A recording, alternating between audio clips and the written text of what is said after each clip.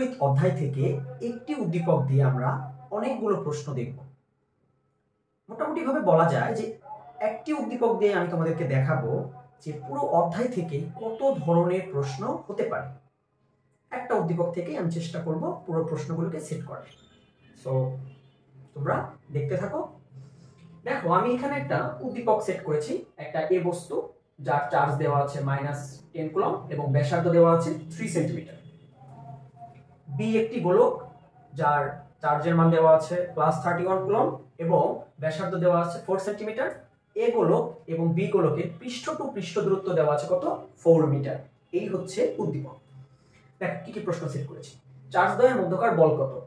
এ বস্তুতে কতটি ইলেকট্রন আছে? এ ও বি কে পরিবাহী তার দ্বারা যুক্ত করলে নতুন বলের মান কত হবে এবং বলের পরিবর্তন কত? এ ও বি কে স্পর্শ করিয়ে আবার যদি পূর্বের অবস্থানে নিয়ে রাখো তাহলে নতুন বলের মান কত হবে এবং বলের পরিবর্তন কত হবে?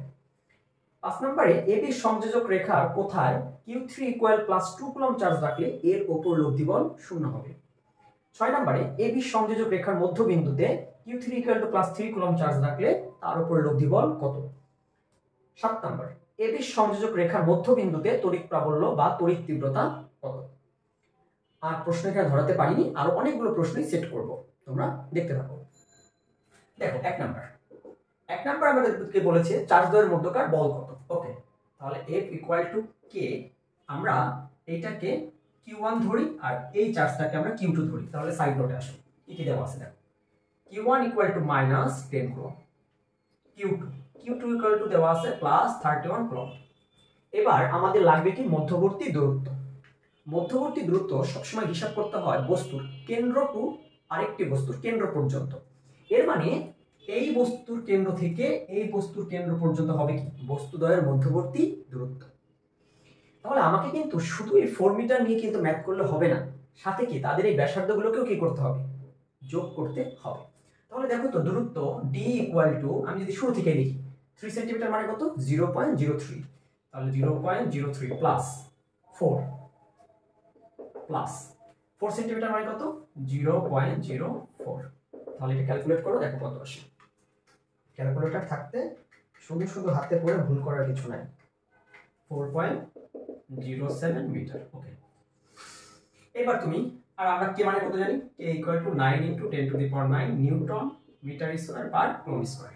তাহলে K Q1 Q2 divided d square. তাহলে K মানে হচ্ছে 9 × 10⁹ -10 × 31 ডিভাইডেড 4.07 তার হোল স্কয়ার। তাহলে ক্যালকুলেট করো, দেখো কত আসে। খুব রিল্যাক্সে আমরা সলভ করব যাতে তোমরা বুঝতে পারো। 9 × 10⁹ × 10 × 31 ডিভাইডেড 4.07 তার হোল স্কয়ার। ওকে, -1.684 × 10⁻11 নিউটন। এই মাইনাস কি নির্দেশ করে?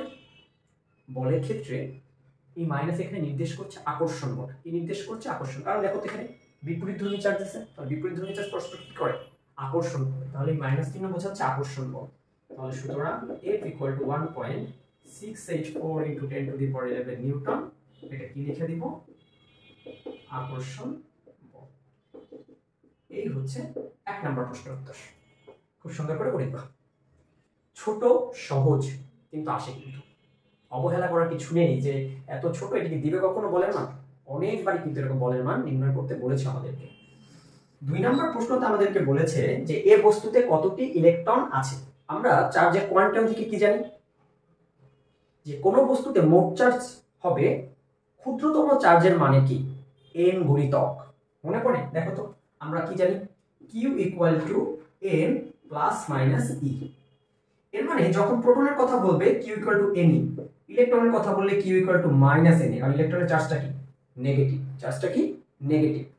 তাহলে আমরা এখানে যেহেতু ইলেকট্রনের কথা বলেছে সেহেতু আমরা একটা কাজ করব, সেটা হচ্ছে Q = আমরা ne লিখব আর e এর মানটা আমরা মাইনাসে বসাবো। তাহলে ইলেকট্রনের চার্জ কত? -1.6 × 10⁻90 কুলম্ব। তাহলে এখান থেকে দেখো n = Q/e। তাহলে বলেছে কি এ বস্তুতে, তাহলে এ বস্তুতে কত চার্জ আছে? এ বস্তুর যে চার্জ Q এটা হচ্ছে -10 কুলম্ব তাহলে -10 -1.6 × 10⁻⁻90। তাহলে দেখো কত আসে, ডিভাইডেড 1.6 × 10⁻⁻90, 6.25 × 10⁻19টি ইলেকট্রন আছে। তাহলে আমাদের বলেছিল এই বস্তুতে কতটি ইলেকট্রন আছে, এই বস্তুতে ইলেকট্রন আছে 6.25 × 10⁻19টি ইলেকট্রন আছে।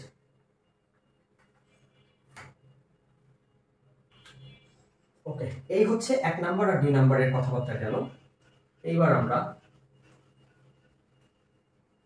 3-4 দিকে আসব।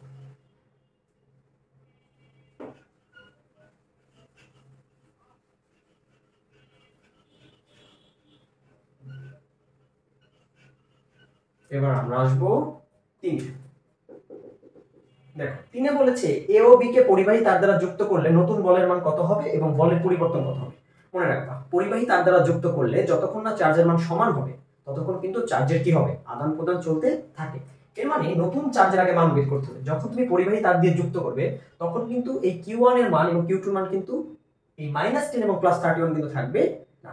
তাহলে পরিবাহী তার দ্বারা যুক্ত করলে, পরিবাহী তার দ্বারা যুক্ত করলে চার্জের মান কি হবে, গড় হয়ে যাবে। কি হবে, গড়। এর মানে Q1 prime equal two Q2 prime equal two Q1 plus Q2 divided 2। তাহলে Q1 মানে কত, -10 প্লাস 31 ডিভাইডেড 2। তাহলে দেখো কত আসে, -10 প্লাস 31, তাহলে কত, 10.5 কুলম্ব। কত, 10.5 কুলম্ব। এবার তাহলে বলের মান বের করো, নতুন বলের মান। এর মানে যখন তুমি পরিবাহী তার দিয়ে যুক্ত করেছো তখন কিন্তু চার্জের মান কি হয়ে গিয়েছে, চেঞ্জ হয়ে গিয়েছে। তাহলে নতুন বলের মান A prime equal to K Q1 prime Q2 prime, আর দূরত্ব তাগেরটাই আছে d স্কয়ার। তাহলে 9 × 10⁹, 10.5 × 10.5, 4.07 তার স্কয়ার। এটা হচ্ছে কার মান, A প্রাইমের মান। 9 × 10⁹ into 10.5 into 10.5 divided 4.07 তার হোল স্কয়ার।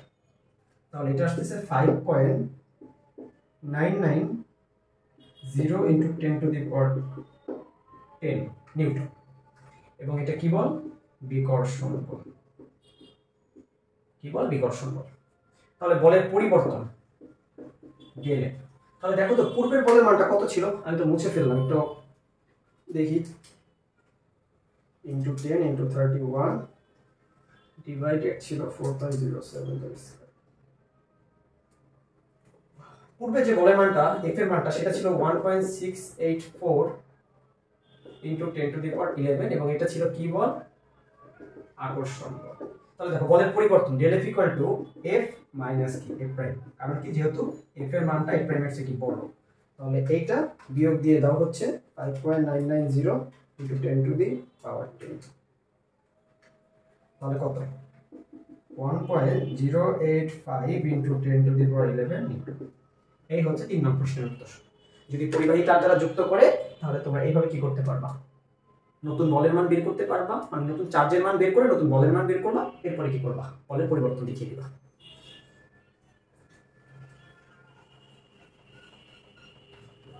মার্কারের কালিগুলো খুব বোর্ডে লেগে যাচ্ছে।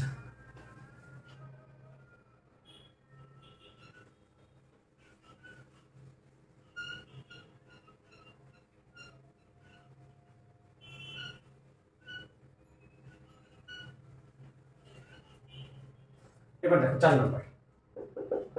নাম্বার কি বলছে, এ ও বি কে স্পর্শ করিয়ে পূর্বের অবস্থানে নিয়ে রাখলে বলের মানের কি পরিবর্তন হবে। স্পর্শ করালেও কি হবে, নতুন চার্জ কিন্তু মান হবে। কিন্তু এর মানে তুমি যখন পরিবাহী তার দিয়ে যুক্ত করেছিলে তখন কি তুমি এই চার্জের মান লিখতে পেরেছিলে না। যতক্ষণ না পর্যন্ত চার্জের মান কি হবে, সমান হবে, ততক্ষণ পর্যন্ত তাদের কি আদান প্রদান চলছিল, এই জন্য কি গড় মান নিয়েছিলে। কিন্তু যখন তুমি স্পর্শ করাবে, তখনও কিন্তু এই চার্জের মান কিন্তু -10 এবং +31 লিখতে পারবে না। এবং এটা কিন্তু একটা প্রতিপাদনও আছে যে নতুন চার্জের মান কিভাবে লিখতে হয়। এখন তোমরা চাইলে ডিরেক্টলি লিখতে পারো। ধরো এ বস্তুর, যেমন এখানে আমি লিখি যে এ বস্তুর ব্যাসার্ধ R1 দেওয়া আছে 0.03 মিটার, আর বি বস্তু কত 0.04 মিটার। তাহলে আমি যদি বলি এই এ বস্তুর নতুন চার্জ Q1 হবে, দেখো তুমি যে বস্তুর স্পর্শ করানোর পরে তুমি যে বস্তুর নতুন চার্জ বের করবা সেই বস্তুর ব্যাসার্ধটা উপরে বসাবা, মানে সেই বস্তুর যে ব্যাসার্ধটা সেটা উপরে, নিচে দুইটা বস্তুরই ব্যাসার্ধের যোগফল, দুইটা বস্তুরই ব্যাসার্ধের যোগফল ইনটু মোট চার্জ। তাহলে মোট চার্জ কত? -10 + 31, এর মানে 21 কুলম্ব হচ্ছে মোট চার্জ। তাহলে মোট চার্জ কত? 21। তাহলে আমি যেখানে শর্টকাট লিখে দেই Q1 প্রাইম ইকুয়াল টু হবে R1 divided R1 plus R2 into কি Q, Q2 prime equal two R2 divided R1 plus R2 into কত? Q। তাহলে Q2 prime equal two 0.04, 0.03, 0.04 into কত? 21। তাহলে এই দুটো বের করো। তাহলে 0.03 ডিভাইডেড 0.03 প্লাস 0.04 ইনটু 21, এর মানে 9 করো। আর বাকিটা যদি দেখো তাহলে 12 করো। তাহলে সুতরাং নতুন বলের মানে prime equal to K Q1 prime Q2 prime divided d square, যেহেতু আগের দূরত্বে তুমি নিয়ে গিয়েছো। তাহলে 9 × 10⁹, 9 × 12 ডিভাইডেড 4.07 তার কত? Whole square. তাহলে দেখো কত আছে, 9 × 10⁹ ইনটু 9 × 12 ডিভাইডেড 4.07 তার হোল স্কয়ার। তাহলে 5.867, যেহেতু পরে 8 আছে 7 কে 8 বানিয়ে দিই, ইনটু কত? 10⁻10 নিউটন। এবং এটা কি বল? বিকর্ষণ বল।